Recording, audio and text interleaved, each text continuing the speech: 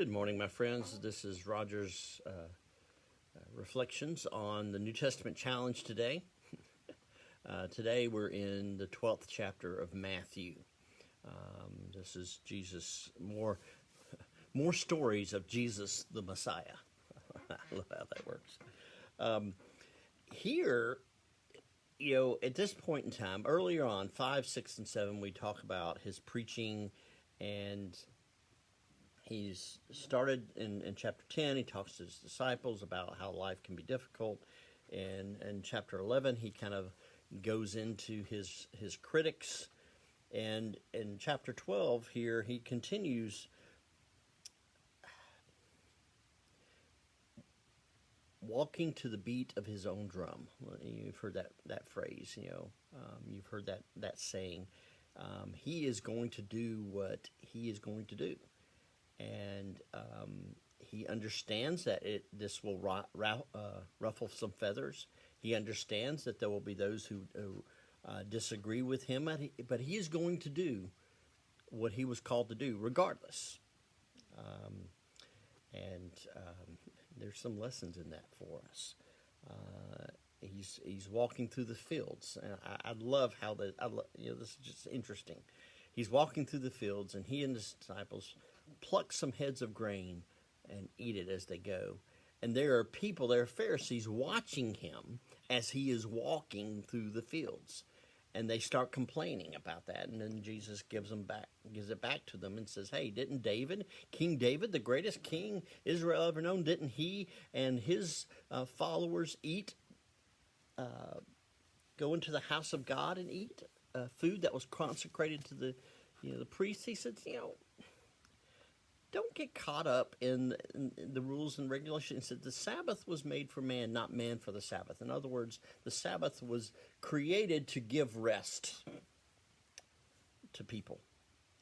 There was a purpose behind it, just like, and we'll be doing a series on fasting. Fasting helps focus you on the things of God. The Sabbath helps remind us of God and God's love for us. That's its purpose, is to focus us and point us to God. And he says everything else is secondary. Human beings, our relationships with God, our relationships with the other, and our faith and our growth, our spiritual growth, that's most important. And so he continues, and he's in the synagogue on a Sabbath day, and this man with a withered hand comes up to him, and the Pharisees ask him, Lord, is it lawful to heal on the Sabbath? And they're asking him this to test him. They don't care about the man. They're using the man to try to get to Jesus. And Jesus knows in his heart what's going on, and he just kind of shakes his head and he says,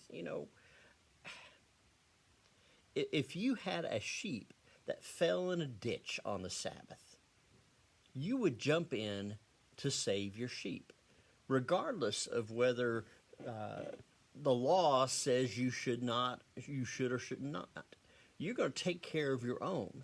Well, this man with the shriveled hand is God's own, and is the Son of Man, belongs to the Son of Man, and because of that, his hand is healed, and he did that. And then the Pharisees went out, and they were like, this man, we got to kill him. We got to kill him. And so they began planning even then.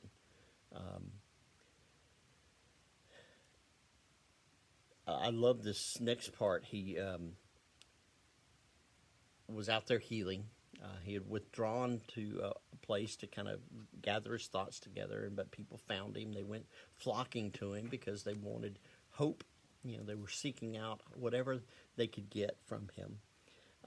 And they brought him this demon-possessed man who was blind and mute. Jesus healed him.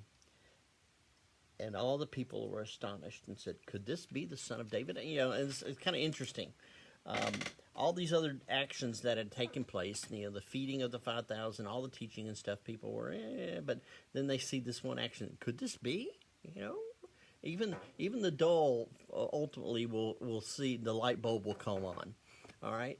But here again is proof that it doesn't matter what Jesus does. It doesn't matter how you preach the message. It doesn't matter what you do for, what you do to show the gospel. There are going to be some people who will not see. Their hearts are hardened. And it's not your fault. You do the best you can, and then their response lies at their feet. And so here he is healing a man who's been demon-possessed, who's been blind and mute. And the Pharisee says, oh, it's by the king of demons that he does this.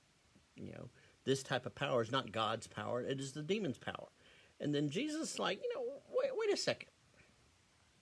Beelzebub is not going to drive out Beelzebub. He's not going to drive out a demon. He's not going to drive out someone on his side of things. It just doesn't happen.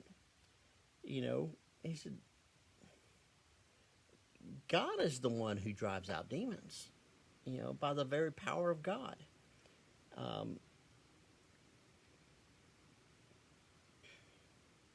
Then he goes on and talks about good and bad fruit.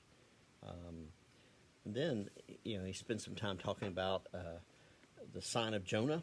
They talk about, we want some miraculous signs from you. And Jesus says, you've already gotten miraculous signs. You've already seen these things. He doesn't say this, but he said, I just, gave sight to this blind man and gave him back his voice and cast out the demon. And now you're still saying, we want signs. We want signs. He's... you can tell maybe Jesus is getting a little frustrated here.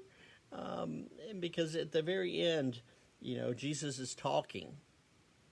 And he's saying these things. And then his mother and his brothers come outside and someone says, hey, they're here. And they came because they were worried about him. They thought, he's acting crazy. He's saying all these things. He's pushing all these buttons.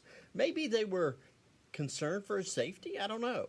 But they were out there, and Jesus replied, and he wasn't replying this to hurt his family, to say he didn't love them. He was saying it this way to make a point. Who is my brother? Who is my sisters? My parents? He said, pointing to his disciples, this is my family. These are the people who understand. These are the people who have given up. These are the people who are walking with me. This is my family. And we can look around. And to everyone who is listening to this and watching this, you are my family. You are my brothers, my sisters in Christ. And you mean a lot to me. And I hope I mean a lot to you as well. Thanks, my friends. We'll talk to you tomorrow.